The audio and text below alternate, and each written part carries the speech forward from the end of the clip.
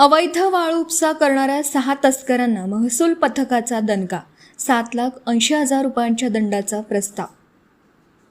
शिरूर अनंतपाळ तालुक्यातील मांजरा नदीपात्रातून अवैधरित्या वाळू उपसा करणाऱ्या 6 वाळू तस्करांवर तहसील कार्यालयाच्या गौण खनिज पथकाने शुक्रवारी पहाटे धाड टाकून कारवाई केली. या कारवाईत 6 ट्रॅक्टरवर दंडात्मक कारवाई करण्यात आली असून एकूण 7,80,000 रुपयांच्या दंडाचा प्रस्ताव तयार करण्यात आला आहे. या धडक कारवाईमुळे अवैध गौण खनिज तस्करांमध्ये खळबळ उडाली आहे. शिरूर अनंतपाळ तालुक्यातील अवैध गौण खनिज तस्करीला आळा घालण्यासाठी तहसील कार्यालयाने विशेष गौण खनिज धाड पथक स्थापन केला आहे.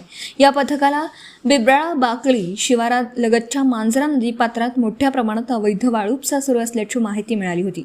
त्यानुसार महसूल विभागाचे नायब तहसीलदार लालासाहेब कांबळे यांच्या नेतृत्वाखाली शुक्रवारी पहाटे 18 अधिकारी व कर्मचाऱ्यांचं विशेष पथक सक्रिय करण्यात आलं. या कारवाईत मंडळ अधिकारी नवनाथ खंदाडे, बबन राठोड, ग्राम महसूल अधिकारी दयानंद हाळे, गुणवंत जाधव, मारुती कुकर यांच्यासह अन्य ग्राम महसूल अधिकारी तसेच महसूल सेवक सुधीर गायकवाड, भागवत चिंचोळकर, अजित गुगळे आणि राम वडुर्ले यांनी सहभाग घेतला. 2 ट्रॅक्टर ताब्यात, 4 जण फरार.